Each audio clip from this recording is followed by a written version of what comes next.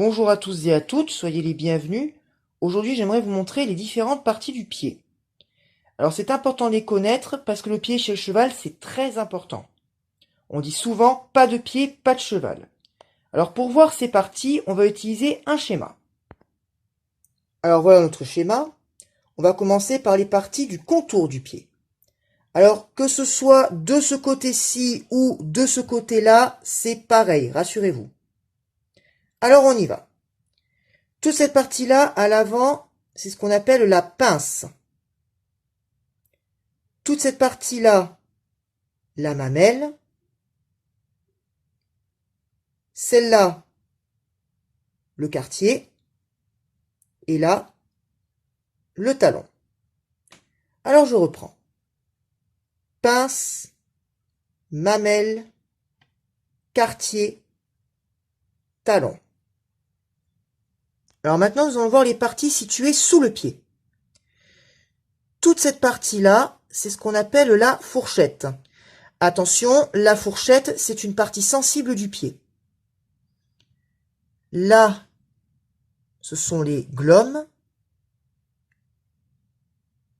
Tout ça, c'est ce qu'on appelle la sole. Ici, la lacune médiane. Et là, les lacunes latérales.